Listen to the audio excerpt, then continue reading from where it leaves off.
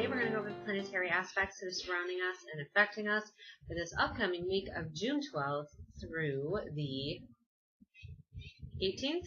17th? Sorry, I have nothing written down today at all. I'm just kind of going off of my memory of the upcoming events that are happening, so usually I have it written down. I don't have it written down, so we're going to say the 18th. That sounds good to me. But let's just talk about what's happening in the astrology front going on up in here this week. We have a lot starting with the full moon that happened from this weekend. This beautiful, wonderful Sagittarius full moon that happened on Friday. And it illuminated the skies all of this weekend in its beautiful splendor. And it was a wonderful reminder to all of us of the completion cycles that happen in our life, right? That's what full moons do. At the time of a new moon, there's nothing in the sky, and that's when we put our hopes and our thoughts and our wishes out into the universe, and we ask God, please, I really need this new beginning or this new phase or this new job, you name it. You put it out there. And then at the time of the full moon is when those blessings come forth. And granted, it might not be that first full moon that hits 2 weeks after that new moon when you ask for your intention, when you set your intention out there.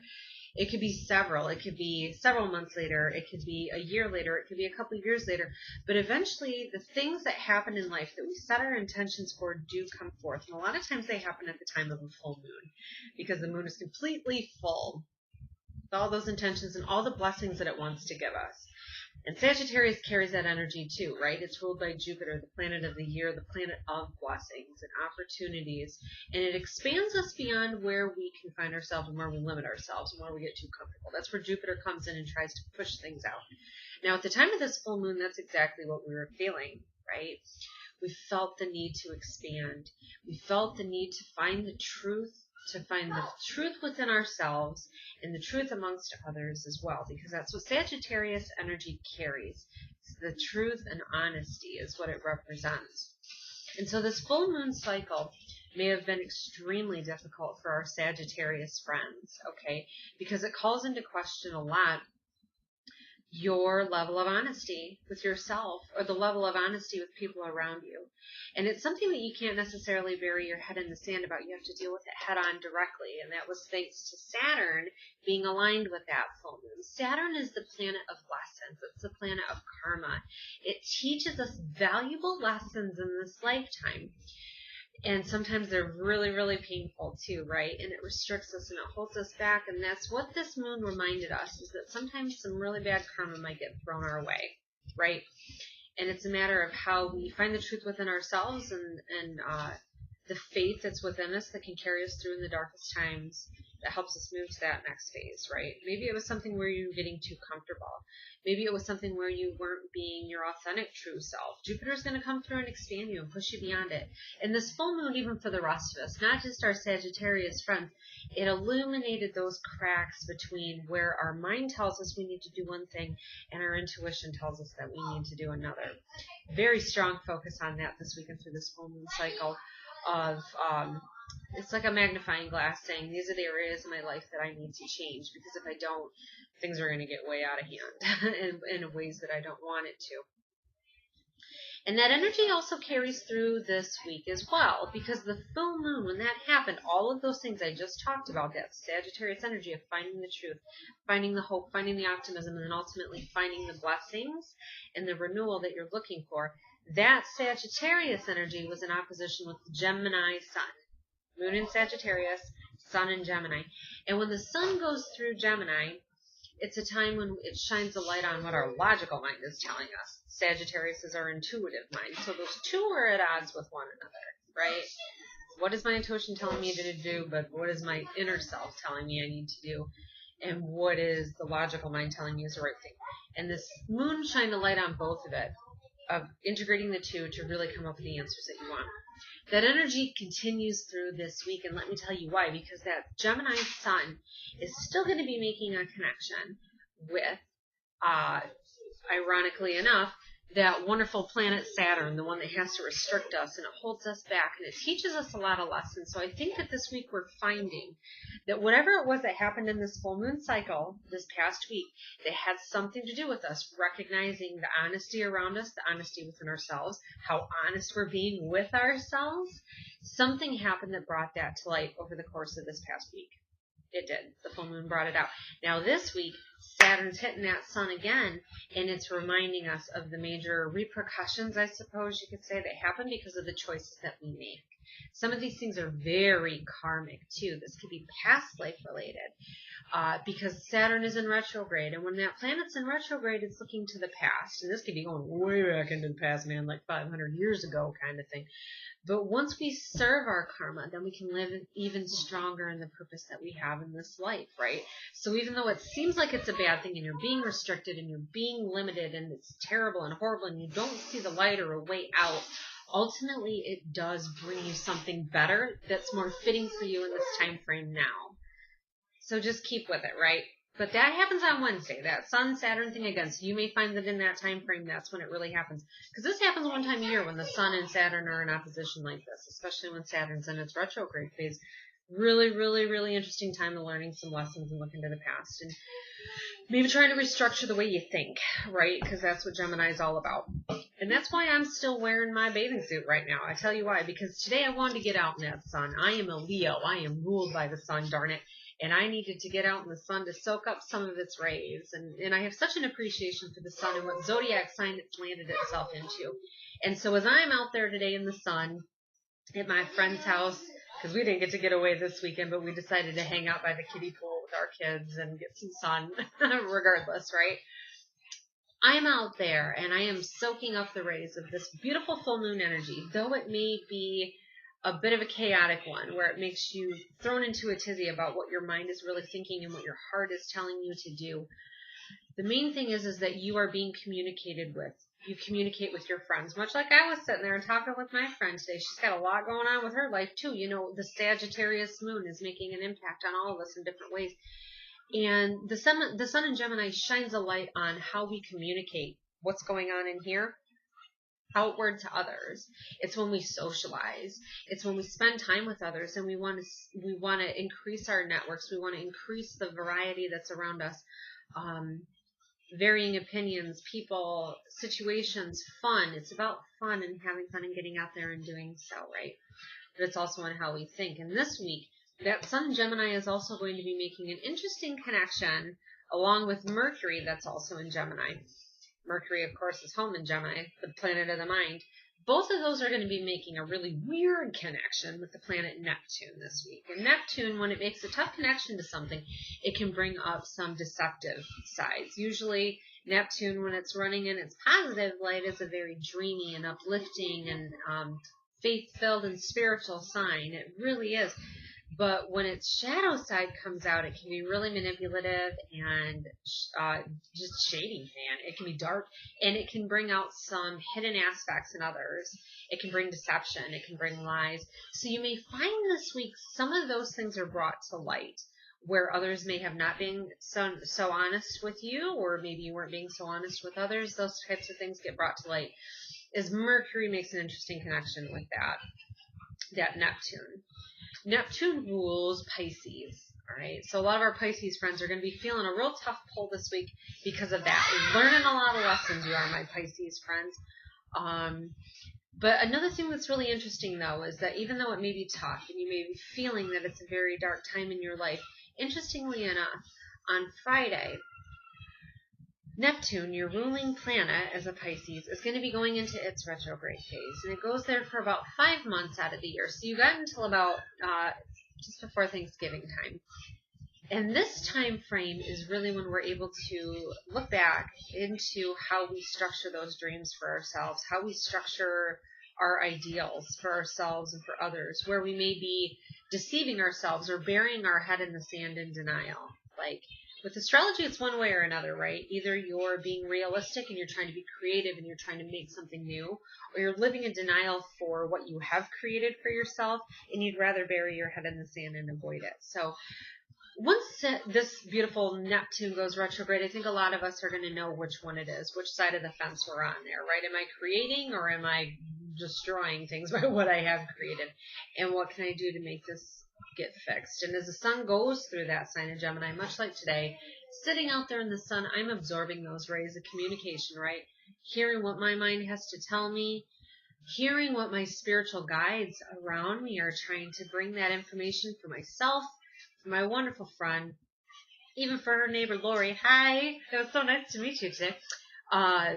Even her, you know what I mean? There's messages that come through to us, and I think we just have to really follow that passage that's in the Bible, right? Psalm 43:10, I think it is.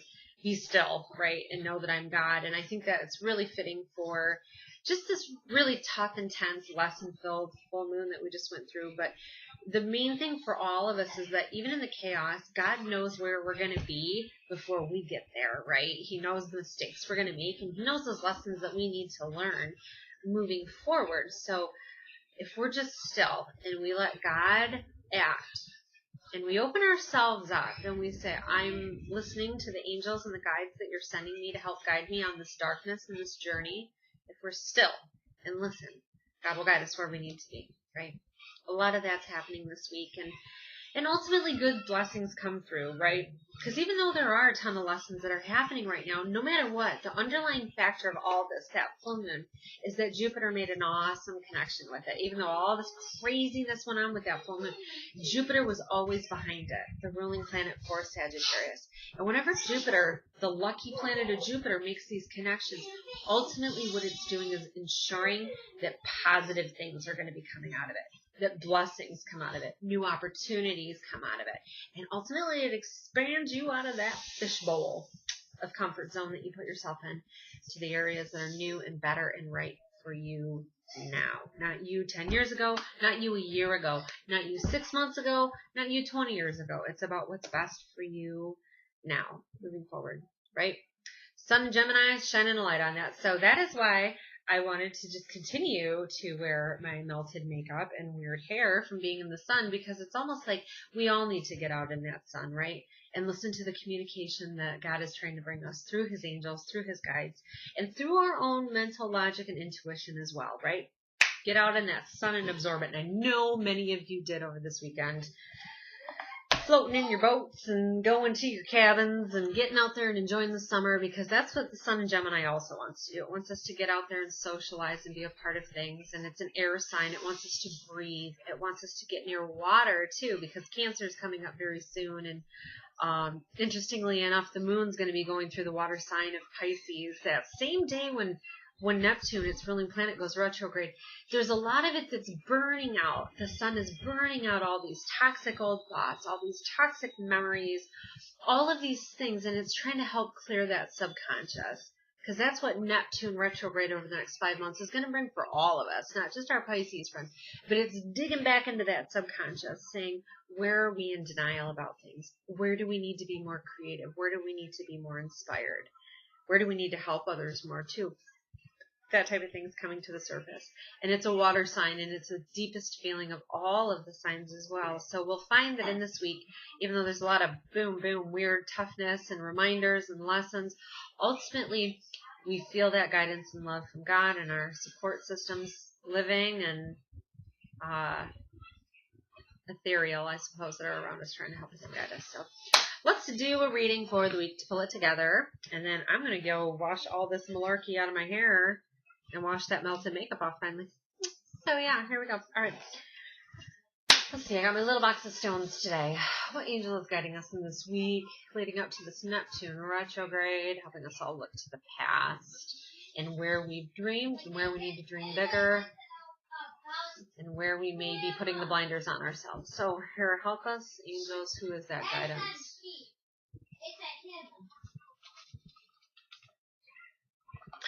Well, isn't this something? Who's this one? Jophiel? I feel like it's Jophiel. I don't know why this stone is even in here. It doesn't even really fit. Because, yeah. Well, I'm going to say that this one is either Jophiel. Who is this one? I keep feeling it's Jophiel, not Ariel. Sorry, I'd be talking with him. There's the communication for you, right? I feel that this is Archangel Jophiel. She is the angel for Libra. The sign of the year, that's where Jupiter, we were just talking about Jupiter that tries to expand us beyond where we limit ourselves. Jupiter's going through her sign of Libra this year, balancing the scales for all of us in ways that it hasn't for 14 years. A lot of it's relationship based. Ultimately, she brings harmony because she removes, she's a feng shui angel that moves like really weird stagnated energy and situations out of the way for us to clear the path so good energy can flow. And that's kind of more of the energy I'm feeling from her this week. She's trying to clear out some of the debris. I think a lot of it comes from untruths that we've told ourselves and others have told about us, I feel, or because that's another thing too, is the sun squares up with Neptune like that. You may find there's a lot of gossip because that's the shadow side of Gemini. It can be really gossipy and it's hitting that planet of deception. So I feel like she's kind of warning about that this week too, that there may be some really weird untruths that are said. So just make sure you verify those sources and what's being said. So that was a very interesting message from her. Usually she's so uplifting. But she is, no matter what. And if those people do, if you have somebody saying some negative malarkey about you up on Facebook or in your life or whatever it is, call on her to beautify your thoughts, right? Because that's what she does. She gets those yucky old memories out of there and the ones that make you feel bad about yourself. And she puts some good ones in there in its place. So let's see what her guidance is for this week. Coming up here.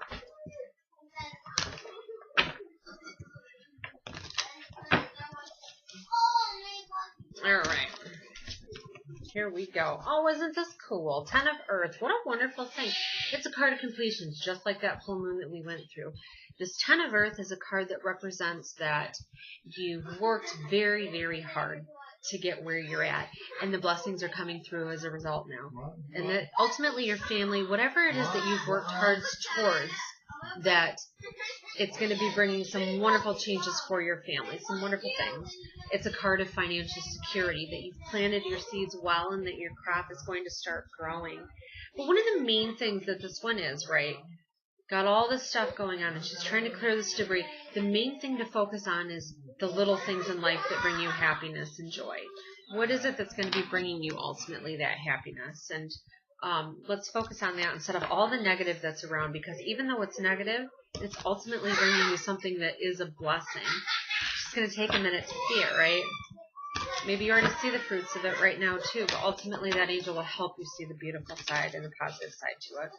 Because ultimately this is a card of abundance, one of the most abundant cards that there are in that 78 card deck. So let's also ask Jophiel to kind of elaborate just a tiny bit more on that as well. Another one word to keep in mind, I suppose, as we wait for that, wait in joyful hope for the coming of that abundance, right? Let's see what it is.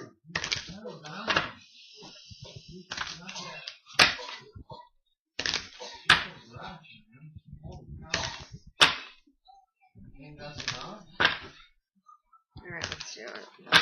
More times. Oh, isn't this interesting? Ma.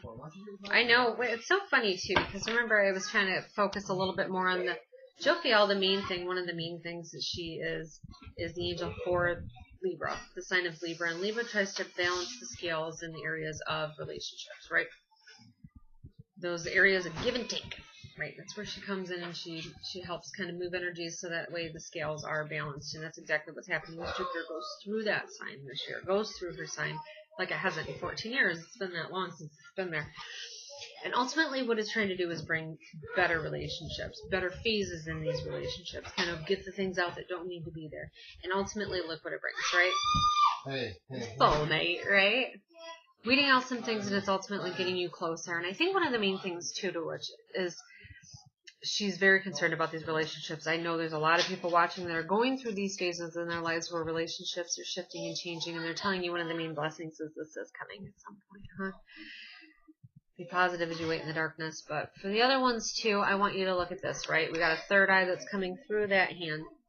Using our mental intellect, that's our conscious mind and our unconscious mind, to find the blessings and the guidance that they're trying to bring you. So try to do that this week, everybody, as we move forward and get out there in that Gemini sun and listen to the communication that they're trying to bring you, right? Through here, through here, and through here. So everybody have a wonderful week. Thank you for watching. Bye. you.